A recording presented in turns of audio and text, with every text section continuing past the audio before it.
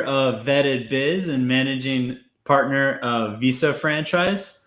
Just wanted to talk a little bit about two client cases. One that was a success and the other one that unfortunately was a failed business that happened. So I want to tell you a little bit about the two industries that these two clients invested in. One was in food and beverage, and particularly it was in ice cream. I'm going to go ahead and share my screen here so you can see a little bit about the data in terms of food and beverage industry. Let's see if we can zoom in a bit. So over the last 10 years, for non-franchise businesses, for every eight businesses owners that paid their loan in full to the Small Business Administration, one defaulted. And there was a charge-off and presumably the business failed.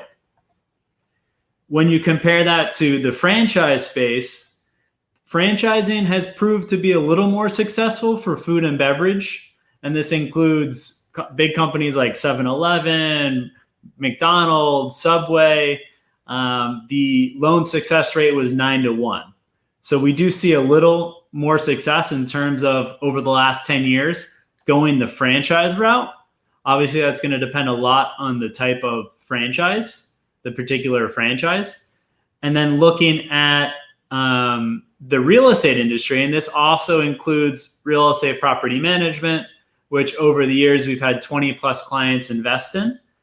The SBA loan success ratio is substantially higher than for food and beverage. It's at 21-1. So 21 business owners paid their loans in full and one defaulted. That's the ratio that we like to look at to define the success of different industries and different franchises and businesses. The franchise loan data, so that was for non-franchise independent businesses. For franchising, it proved to be a little more successful, 26-1. So essentially for every one business that failed and defaulted on the loan, there were 26 that were able to successfully pay their loan back in full. So I wanted to go through this a little bit to give a little background on these two client case studies that I want to go through. So the first one has been a very successful client of ours from a few years back in Florida. He invested in a real estate property management franchise. The first year, it did take some time to get the business going. However, after 3 years, he has nearly 200 properties under management, mostly single family homes that he's been able to grow organically. He invested around $100,000 in this business. I'm not going to lie, the first year was pretty tough, especially the first 6 months. Growing that initial base of clients took some time. And then a lot of it became down to referrals, and he became known in his local community as the go-to for real estate property management. And his business has flourished as a result of his hard work, business acumen, especially in the real estate industry. He came from that background. And the fact that he's a go-getter and he's not afraid to reach out, cold call, especially in the beginning. And he has a very small office and he's able to go out to get business. We contrast that with, unfortunately, a client whose business failed in the food and beverage industry. And going back, it is a lot more competitive. So as I mentioned, for every 9 franchises in food and beverage that paid their loan back in full, one defaulted. And you compare that to real estate businesses, particularly franchises, for 26 business owners that paid their loans back in full, one defaulted. So it's nearly 3 times higher success rate in the real estate space. A large part of that is you're able to go out and procure business much easier than food and beverage, where it's changing a bit for certain types of businesses in that industry. But generally, you have to rely on the customer to come to you. And the location is very, very important. Generally, the location can run up to 10%, 15% of your sales, where for a service-based business, it's generally going to be more like 3%, 4%, 5% that goes to your rent. So significantly more rent. And an issue with this client that unfortunately closed was that he opened up an ice cream shop in a community that already had saturation and not necessarily a lot of ice cream options, but other dessert options in that small community. And he had issues with his landlord. Had he had spoken to other business managers, business owners that were renting on that street, and particularly asking about sales volume, asking about relationships with the landlord, he most likely would have not signed that lease that ended up being, instead of what should be 10% or no more than 10% of sales, turned out to be 20% plus, and the volume of clients was not there. And unfortunately, in less than 2 years of operating that ice cream franchise, he had to close the location.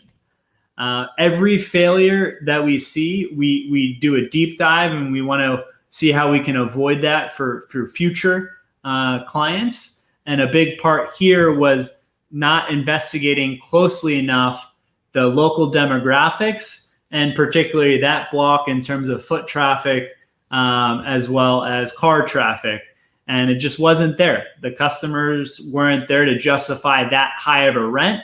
And then also the landlord was pretty greedy in terms of a lot of the items that he said would be provided for, and joint marketing campaigns with some of the other restaurants in the area just never happened.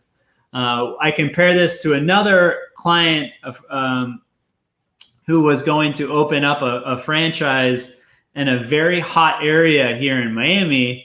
And he already had the letter of intent, the LOI, ready to sign. And as part of his due diligence, he went around to all the business owners or managers on duty and on that street and talked to about 15 different restaurants and other retail outlets, talking about when customers come, how business is doing. Some of them were very happy to even share financials, and he was very skilled in how he asked the questions, and asking more generic questions and then getting a little more specific to better understand, how sales are for other businesses in that area, and to see if the rent that they were asking was justified or not. He found out that a lot of those businesses were in fact struggling, and based on his conversations with other franchise owners, business managers, franchise managers in the area, he decided not to move forward with investing in that location, despite a lot of tenant improvement from the landlord. And he withheld going forward on an investment that was close to $1 million. The key is do your research, get information from the landlord, get information from the local, your real estate broker, but also talk to people that don't have as much vested interest in you moving forward, and people that might be a more trusted advisor, or restaurant managers and business managers that you can befriend that are going to tell you how it is, so you can avoid a costly mistake, as there are other industries like food and beverage where the location is very important, and it's very important to talk to other businesses in the area before you move forward and sign a lease and pay multiple months of a deposit. So yeah, two big items to think about. Just recapping, if you're investing in an industry that traditionally has a higher risk and higher default rate of small business administration loans, that makes the due diligence process that much more important.